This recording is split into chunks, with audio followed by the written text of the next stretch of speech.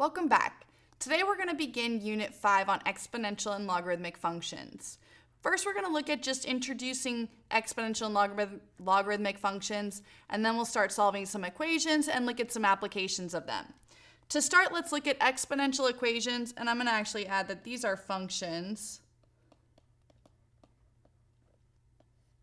I'm not sure why I changed that, but that's okay.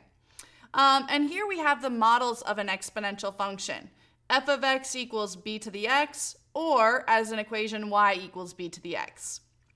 Now for these exponential functions, b is greater than 0 and b does not equal 1. We call b the base of your exponential function.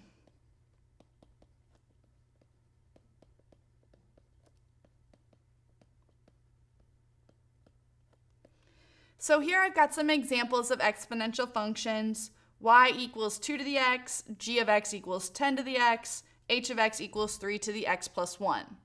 What makes these functions here different than anything we've seen previously? We've seen exponents before. The difference in these examples are that the exponent is a variable.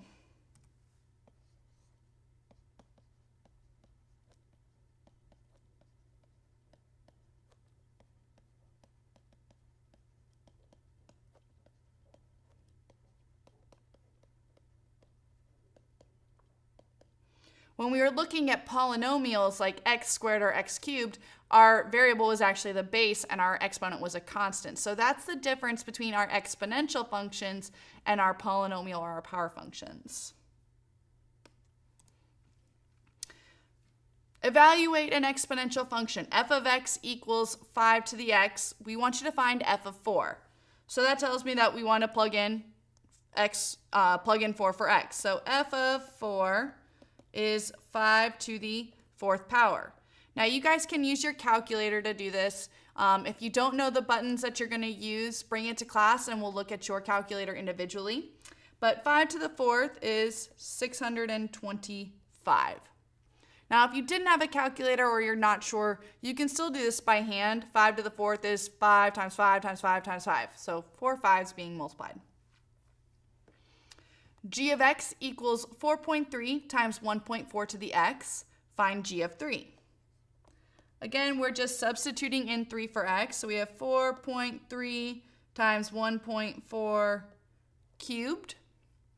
Now when we're evaluating this, if we want to take it step by step, remember that you have to do 1.4 cubed first. Our order of operations, exponents come before multiplication.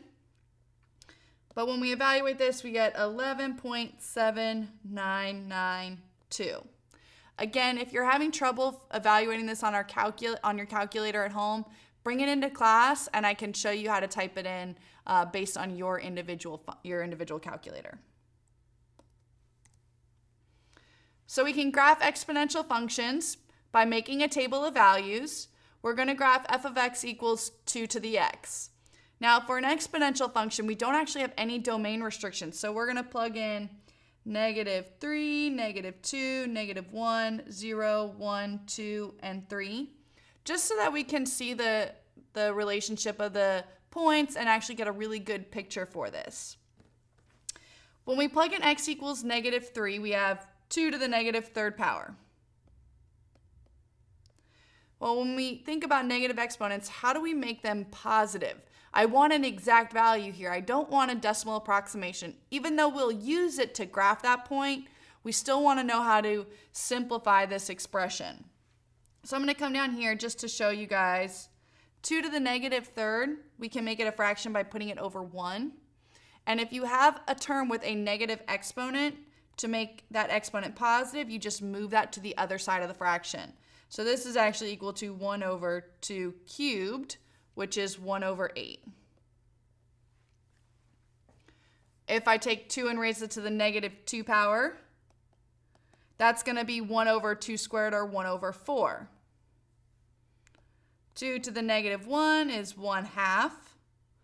What is anything raised to a power of 0?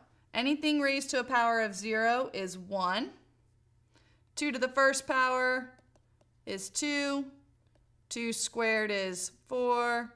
and 2 cubed is 8. So we're going to plot these points, starting with the easy points first. We have 0, 1, 1, 2, 2, 4, 3, 8. And then -1, we're at 1/2. That one's right there. -2, we're at 1/4, so a little bit closer. -3, we're at 1/8, which is even closer to the x-axis, isn't it? But not on the x-axis, so I'm going to try to approximate it, getting closer. But what's going to happen as I plug in more negative values? As my denominator gets larger, which is what's happening, look at my x values are getting more negative, the denominators are getting larger. I've got 1 divided by a very large number. Well, although it is a very, very small decimal, it's still never going to equal 0. We actually have a horizontal asymptote on our x-axis. We're never going to hit that x-axis there. So my graph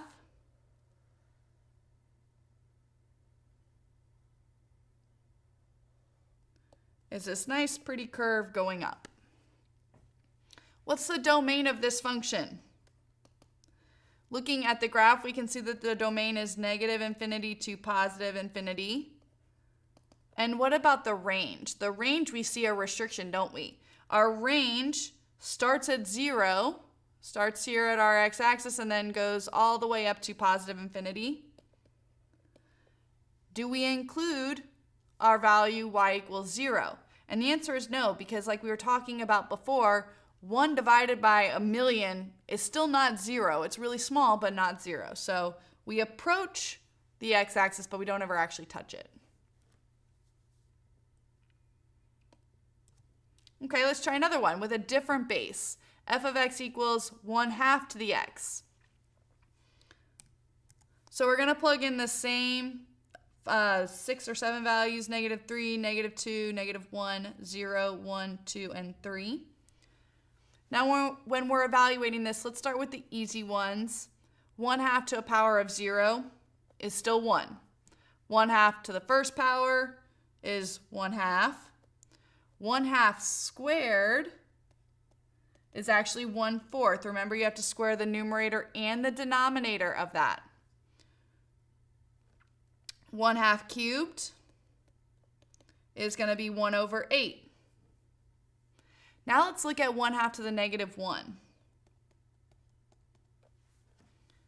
I'm going to go down here to show this. 1/2 to the power of -1. That exponent we can actually distribute to the top and to the bottom. So this is 1 to the -1 divided by 2 to the -1.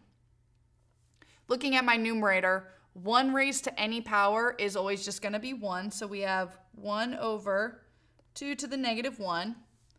And to get rid of that negative exponent, we move it to the other side of the fraction. So this ends up becoming 2 to the power of 1. So then 1/2 to the -2 is going to be 4. And 1/2 to a power of -3 is going to be 8. Now when we look at these y values, hopefully they seem pretty familiar, maybe from our previous example. Okay, let's go ahead and plot these. Again, start with your easy points. We've got 0, 1, -1, 2, -2, 4, -3, 8. 1, 1/2 is pretty easy. 2, 1/4, 3, 1/8. Again, we see that same shape where we're approaching that x-axis, but now we're going down, aren't we?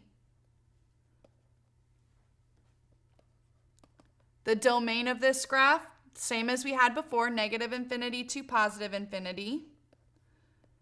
And we see that the range is the same as well, 0 to +infinity. The only difference is that the previous example was increasing, where this one is decreasing.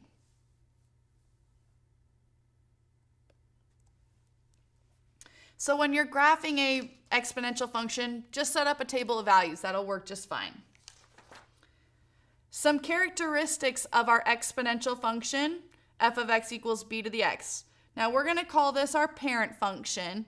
even though there's infinitely many parent functions because we can change the value of b, we'll talk about that in these two bullets here. But otherwise, all of these functions are going to have these same characteristics. Now again, this does not account for any type of transformations, no vertical shifts, no vertical horizontal shifts, no reflections, things like that. So the domain for all of our exponential functions, these parent functions, is going to be the same, negative infinity to positive infinity. We saw that in the last two graphs, didn't we? The range is going to be 0 to positive infinity. Now, what's going to modify the range? The range was that what we were looking at on the y-axis. The only things that will modify the range are going to be vertical shifts, so taking that graph and moving it up or down, and also possibly a vertical reflection, so a reflection about the x-axis would affect the range. If you look back at your last two graphs, what point did both of those graphs go through? They both went through the point 0, 1.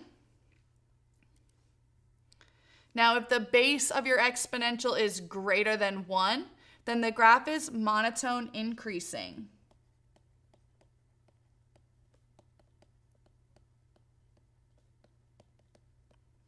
Which is just a fancy way of saying that the graph is always increasing. And we saw that with our first function 2 to the x. We had a picture that looked like this. So as long as the base is greater than 1, it's going to be increasing like this one. Now, if your base is between 0 and 1, remember that your base can't be negative. It's got to be greater than 0. Then it's monotone decreasing.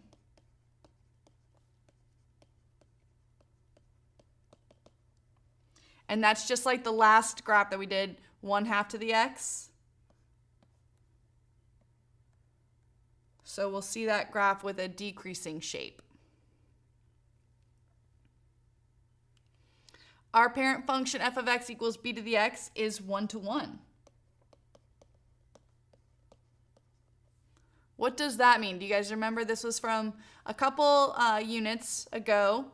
1 to 1 indicates that it passes the horizontal line test, right? It's a function that also passes the horizontal line test, so it passes the vertical and the horizontal. And that tells us that the inverse of this function is a function.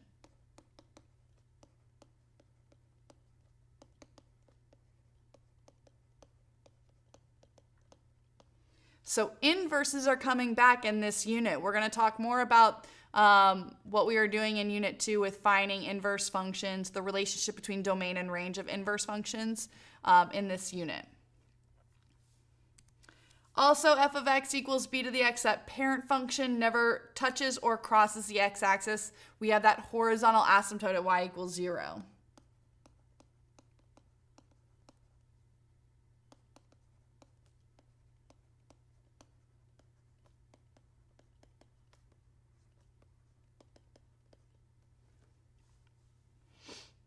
So again, these are the characteristics of just the parent function. We're not including any shifts or reflections. Let's graph f of x equals 2 to the x plus 1 using those transformations. If I look at this, my parent function is y equals 2 to the x. Now I chose this because we've already graphed y equals 2 to the x, so we know the original points. And this plus 1 is our transformation. That's affecting our input, so it's a horizontal shift. And remember that the horizontal shift, the rules are a little backwards, so we're actually going to shift this to the left 1.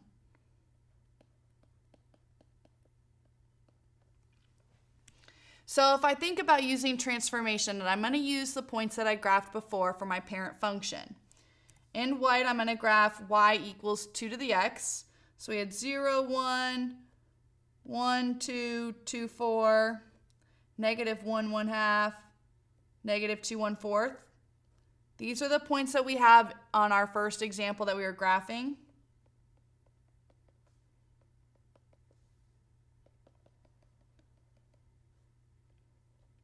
Again, those are the points from our parent function, y equals 2 to the x. Now in red, I'm going to take all of these and apply my transformation. I'm going to shift them to the left one, not right one.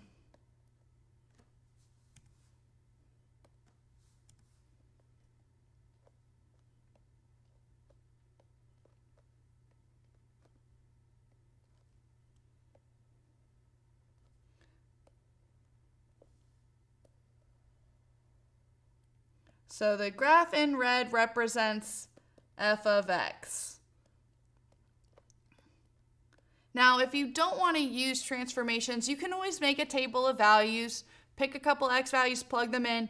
Again, when we're using a table of values, just make sure that you understand what the graph is supposed to look like. That way you can double check to make sure that your points fall where they need to. F of x equals negative 2 to the x plus 1. Again, using that parent function of y equals 2 to the x, what are my transformations? Well, I have a transformation of this negative since it's affecting the output. Exponents 2 to the x comes before multiplying by that negative 1. So it's going to be a vertical reflection, which reflects over the x-axis.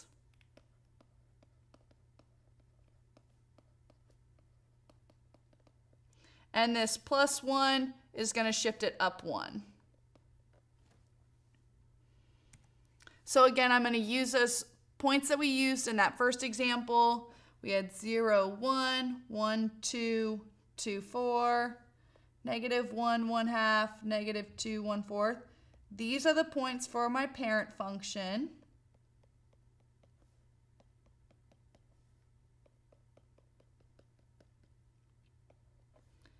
And if you guys recall, when we're graphing a sequence of transformations, we need to go in a particular order. Specifically, this vertical shift has to always occur last. So we're going to take all of our points and first reflect them and then shift them up 1. So I'm going to show first a graph in, well, let's use blue.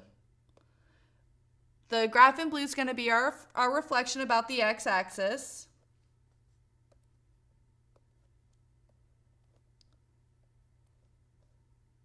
So all I'm doing is taking those original points and flipping them about the x-axis, and these are the points that we have in blue here.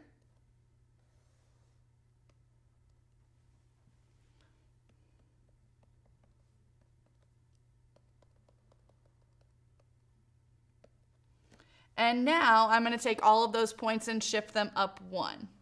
So when I shift them up 1, what ends up changing in this graph? Well, certainly the range is changing, isn't it? And we can also see, because the range changed, that our horizontal asymptote also changed. It was originally on the x-axis. When we shift it up 1, that vertical shift is also going to push that horizontal asymptote up as well. So the domain for this new function is actually, or our domain is still negative infinity to infinity. Our range is what changed. Our range, if we're looking at the graph in red, is from 0 to positive 1. I'm sorry, negative infinity, not 0. Negative infinity to positive 1. Always you have the option. I didn't utilize the table of values here, but you can always make a table of values as well. Identifying the vertical shift and where your horizontal asymptote will help you make sure that your graph looks nice. In your homework on the test, you do have to graph your horizontal asymptote. If it's not there, you're not going to have a complete graph. So make sure you start with that if you need to, especially when we're using a table of values. The natural number is e, which is actually approximately 2.71828. It's an irrational number. Think of it similar to pi. The natural number is called the natural number because it's a very common function, a common base for exponential functions that represent relationships in nature. So using this, let's look at an application. Oops, there you go. We're given a function, f of x equals 1066 e to the 0.042x, and this models the gray wolf population of the Western Great Lakes X years after 1978. We want to use this to estimate the population in the year 2017.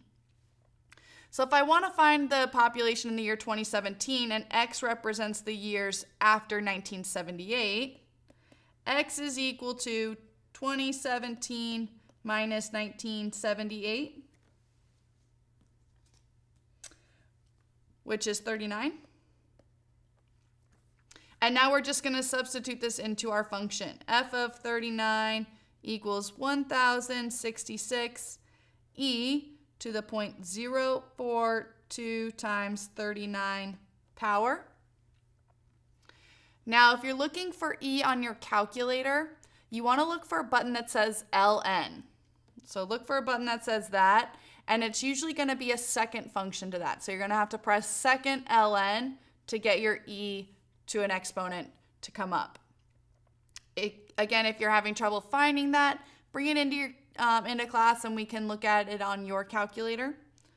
But when we evaluate this, we get 5,484.43, which when we're talking about wolves, we can't have a fraction of a wolf. As long as we've got part of one, we're going to round up to 5,485 wolves.